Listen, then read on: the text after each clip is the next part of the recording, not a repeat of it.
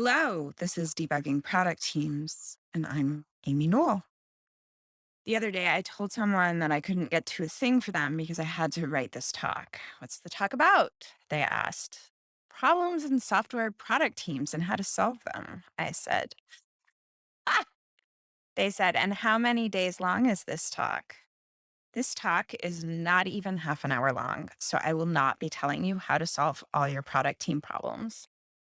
What I will be doing is offering a systems approach to reasoning about problems on product teams and a process you can use for understanding and influencing them. On the way, I will be offering some examples of the kinds of problems that can arise within a product team. But obviously, I cannot give an exhaustive accounting of these. 30 seconds about me.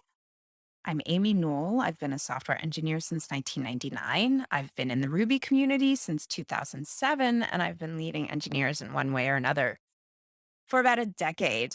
I write and speak on topics around engineering leadership, like I'm doing right now. And I also offer career and leadership coaching and consulting. So if you like what you hear today and you want to learn more, let's talk. You can find links to all of my stuff at amynewell.com and find me on Twitter at Amy Newell.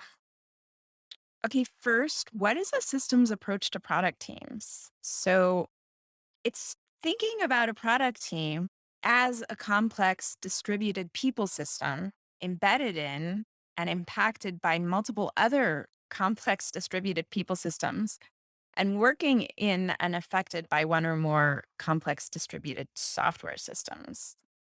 The more you are able to understand and observe about all the systems impacting the team, the richer and understanding you will have of the problems on the team and the more opportunities you will see to intervene productively in them. I'm not going to focus here on the software systems. There is plenty out there for engineers already about software systems and how to reason about them. There's less information about people systems. Okay, here are some assumptions that I make that don't really matter.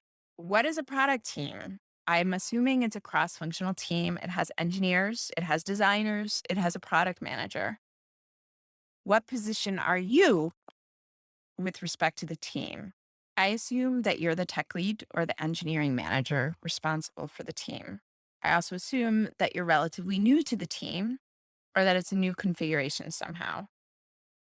If that's not true, it's especially important for you to reset yourself to a place of radical curiosity and openness to what's going on because you may think you know what the problems are. There are things happening on the team and all around you in the system surrounding the team that you can't see. So you need to go in search of those. If you're not a manager or lead of the team, you can still use this whole process to reason about the team's problems and to try some interventions. And there's probably a lot of good interventions that you can try.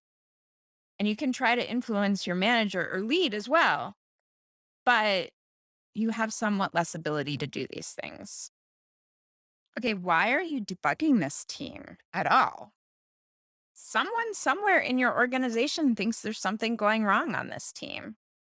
I don't assume that's because the team is not delivering on whatever it's being explicitly asked to do. It doesn't really matter. If there are people on the team or outside the team who are unhappy with the team, even if the team appears to be delivering what it's expected to, then you need to try to figure out why. Here are some caveats that do matter. People want to do a good job, they really do, almost all of the time. But it's not always apparent what that means, and it's not always possible for them to do what they're being asked to do. Change is hard and it could take a long time. I had a team that basically wasn't functioning happily for a whole year after I took it on. And that was a string of really complicated interactions within the team and within the organization. And it was just a really hard problem to solve. Um, you have limited ability both to observe and influence. You might not be able to see or impact some of the reasons that the team is struggling.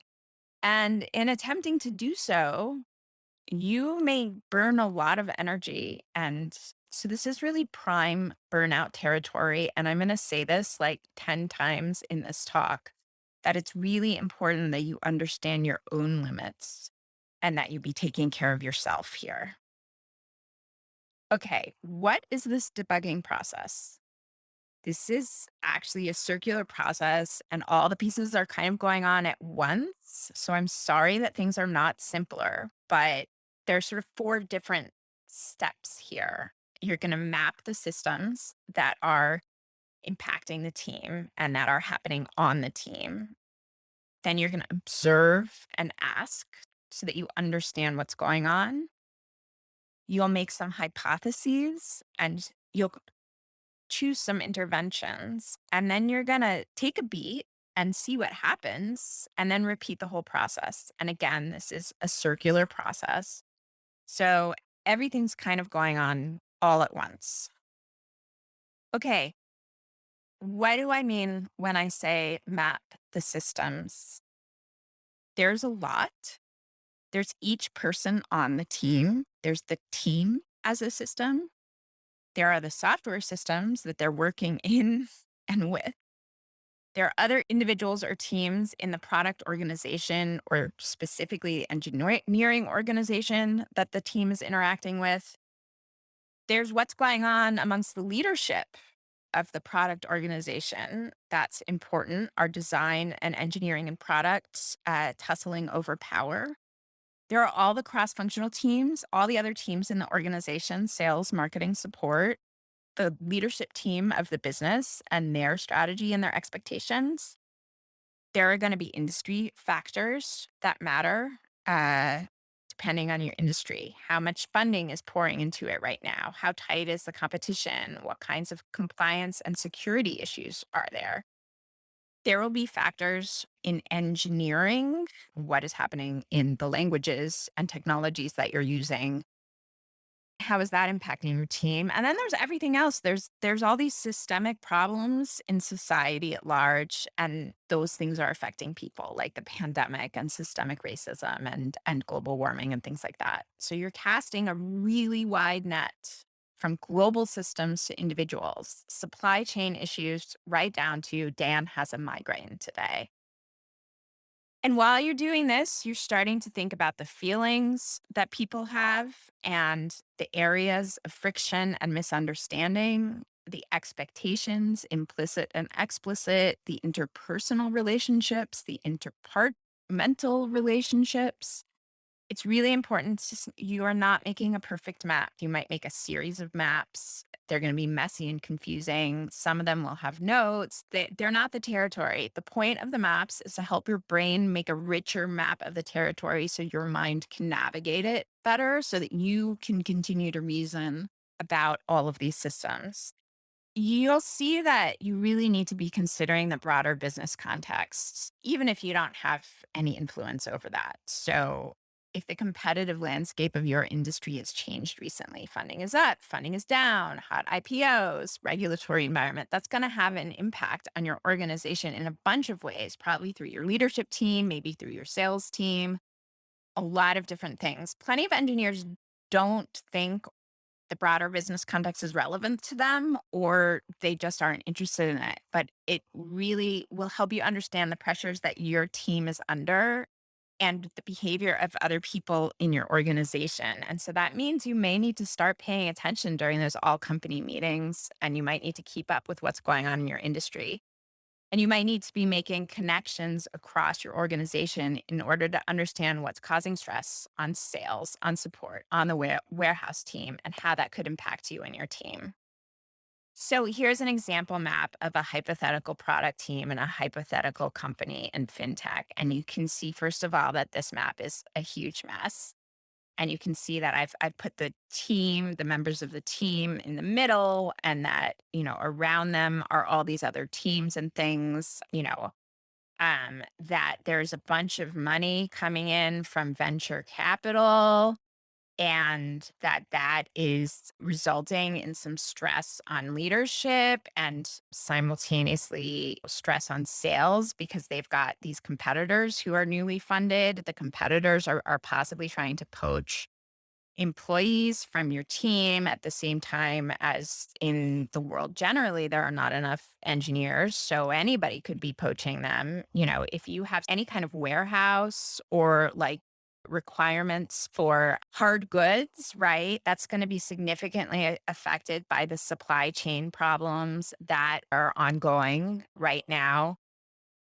People are maybe continued to be impacted by labor shortages around childcare, for example, or other kinds of worker shortages might be putting pressure on your warehouse operations. I'm not sure how I think warehouses are involved in fintech, but anyway. And there are going to be these things that happen, these moments that also impact your team and can be quite distracting. I think that most organizations using Rails found Basecamp's, how do you say, found some actions that Basecamp took last year to be somewhat distracting. And that certainly has an impact. So that's what you're doing. You're making a map like this and you're thinking of all the stuff that goes into it. Okay. So next, you're going to observe. And the place where it's easiest to start observing is the people on the team. What is going on in their lives that's affecting how they show up at work? And what are their career goals? And how are they interacting with one another? And what are the power dynamics between them? And then the software systems, they weren't even on the diagram that I just showed you. And I'm not going to go that much into it here because, like I said, there are a ton of other talks focused on them. I don't mean to dismiss them. It's really important to understand when the team is struggling because of challenges in the software systems, user experience issues, tech debt, poorly maintained features, bugginess, if it's slow or brittle to work in, if there are a lot of incidents.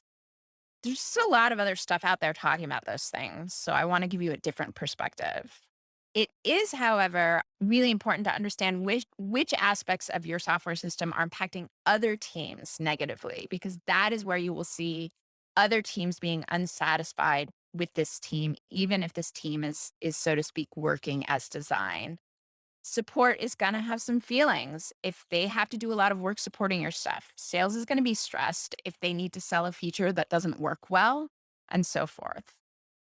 Let's look at some things that are internal to the team that could be causing problems. You might see a performance problem, right? A performance problem in a particular person or possibly across the whole team.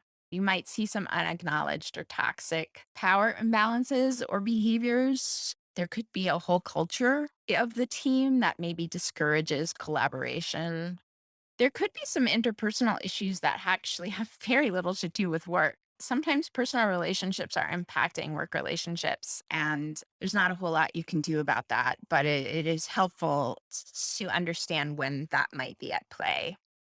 And you may also see on a product team conflicts amongst the team members from various departments. Engineers with strong opinions about design, or designers don't believe engineers when they say how long something will take. They can't negotiate, and that could arise from a lack of trust. Sometimes at the leadership level, that's kind of filtering down, or it could be unique to the team. You can also have process and tooling problems. You might need to try Kanban instead of Scrum. You're not meeting often enough. You're in too many meetings. You're not doing retros. Your CI takes too long. You should look at that stuff. Again, plenty of other stuff out there to help you assess your process and tooling problems. But some of the time, when you start looking at how a team is struggling over a process or tooling issue, it's actually something that is more interpersonal in nature. But it's not easy for people to talk about those problems, so that they might back off to talking about problems that do not appear to be personal in nature, like process or tooling. So if you're in a retro and people are arguing about a process issue for a really long time, sometimes you can see that there's actually something else going on that is interpersonal. And that is the thing that you need to address. So you're gathering information, you're watching and reading PRs, Slack messages, whatever's in your project tracker, retro stand ups, design meetings, all of it. And you're looking for patterns of interactions. Dick and Jane get into disagreements about code style. And when that happens, everyone else on the team checks out. Ted, a staff engineer, dumps big PRs on folks from nowhere and they feel blindsided. And then because he has so much power, it's hard for them to express concerns and the code just gets merged. And then the code base gets harder for new engineers. Anne and Sally just seem to hate each other and you have no idea why. Cindy is doing a lot of work that other people aren't even noticing, and she's getting tired and burnt out. Susan's not getting anything done, and nobody's really saying anything about it, but other people are annoyed. What's up with Susan? And Susan hasn't told anybody what's up, but she's trying to get an IEP for her kid at school. In the meantime, the kid is calling her every day with panic attacks. So she's pretty stressed, which is why she's not getting anything done. When you don't understand why you're seeing the patterns you're seeing, you need to ask questions. When you see feelings or behaviors or interactions that you don't understand, ask, hey, I saw you got really frustrated with John in retro the other day, and I'm not sure I understand why. Can you tell me about that? I'm going to remind you again to accept the limits of your own position. You are limited in what you can observe. You are limited in what other people might tell you, especially when you yourself are contributing to a problem and you're not aware of it.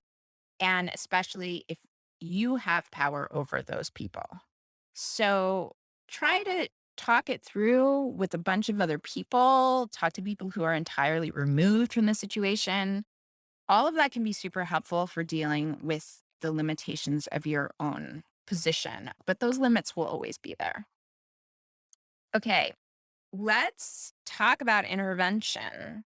So, first of all, just because you have mapped these systems, you've observed, you see where there are challenges, you've asked questions, you see what is affecting your team, it doesn't mean that you have to spend your personal capital or energy trying to impact those. You have a choice about how you spend your energy. But you can spend it more wisely if you have a richer understanding of the context. So you might see or come up with small opportunities to intervene that move things in a positive direction. If you're a manager, there might be some hard conversations you need to have or coaching you need to give, but whoever you are, there might be some habits you can cultivate for yourself that will nudge the team. For example, if your team has a pattern of negative criticism, you can do small things that nudge the team in a more collaborative direction. Hey, thanks for getting to my PR so quickly. This is terrific. I loved working with you on this bug. When you're in a leadership role, this is easier. People hear your words better, but you can do it even if you're an IC. You have some capacity to change how you're behaving that could impact the dynamic in a more positive way.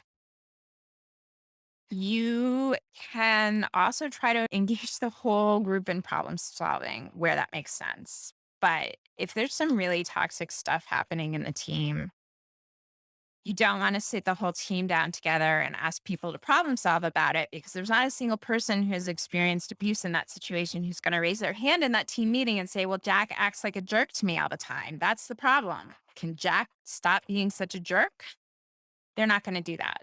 So if it becomes clear to you from observation or from one-on-one interactions or from your own personal experience that Jack acts like a jerk all the time and you're in a leadership role, you should try to take Jack out of the picture, right? There are times when you need to move quickly and make big changes because the thing that's happening is so big that you can't even deal with whatever other problems might be happening. You need to solve this one obvious toxic problem. And if you're an IC and it's clear to you that the problem is Jack's mean, I can't really advise you if it makes sense for you to point that out to someone in a leadership role. It might, um, and it might not. So you really know better than I do what feels possible to do in that situation. Okay. What about these external factors? Right? Everything that I made you map and think about and go talk to all these other people in other departments and read the business news. What are you supposed to do about those things? Right?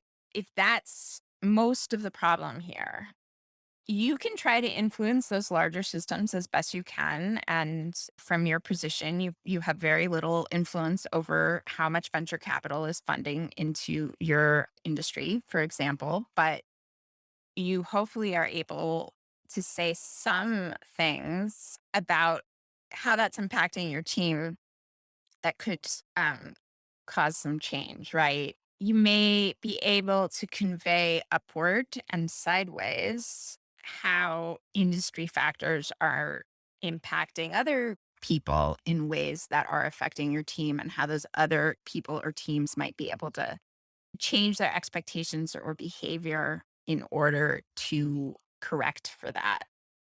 But you also can work to make the team more resilient to the impact of these larger systems that you personally have very little influence over. Prioritize vacations, try to rate limit what's coming from outside, renegotiate explicit and implicit contracts with other groups. You can try sizing up the team or making tooling changes or changes to the software systems. You can share information about the challenges the team is facing with people who are in a position to alter the nature of those challenges. But I will say again, your ability to impact those systems is limited. And if the team is being asked to do something that it simply can't do, given its capacity or resources or at the systems they're working in, if there are unreasonable expectations or just an absolute lack, you see this a lot, a lack of clarity about what the team is trying to accomplish, how the team is being measured. In that case, the best you can do is decide what the team will do while it doesn't have direction and go ahead and do that stuff. So that's how you can deal with the external factors where you can't really have a lot of impact directly on them. You might be thinking, Amy, this sounds like so much work. All this mapping and observing and ameliorating and trying things. It's a lot of work. Yes. And what if it's not enough? It can be a full-time job. I have sometimes spent most of my time as a manager just trying to debug a single product team and help it be successful. So if that's not your full-time job, it's going to be pretty hard and it might not work. You might not be able to move things. It's not your responsibility to grind yourself up in debugging the team. When it's apparent that your ability to impact the systems is limited and not a match for the way that those systems are negatively impacting the team, you don't owe a team, you don't owe the business your mental health. Okay, TLDR. All of these specifics, that what's causing your team to not work well or be happy, or for other people not to be happy with them, those specifics are always going to be different. They're broad categories of things that could go wrong, some of which I've listed, but the situation is always unique. And so the thing you need is the debugging skill, not the list of things that might go wrong, because the list of things that might go wrong is endless. So, what is the debugging skill? You map the team and its systems. You learn more about the flows of information and energy and attention and feelings and resources that are in the system. And you choose some wise places to intervene and you see what happens. And you accept the limitations of your own abilities. You can't control other people. You can only change what you're doing. But you can't by yourself fix everyone else's feelings, expectations, and behaviors. Believe me, I have teenagers, so I'm faced with this unfortunate fact every single day. I repeat this a lot because once you start thinking about people systems this way and trying to influence them, you're going to end up doing a lot of work that others might not see, they might not value, and they may never acknowledge it. And it can be extraordinarily taxing work, both intellectually and emotionally. So you really need to go into it with some boundaries. That's really important for your own health. That's my intro to debugging product teams. I'm Amy Newell. Then, if you need help debugging a product team, you can find me at amyknoll.com. Shoot me a message. I can help. I do consult about these things. And if you want to just learn more about topics like this, sign up for my mailing list at amywriteswords.com. Thank you so much. And thank you, RubyConf. I love you. I miss you. And maybe I will see you all in person next year. Bye.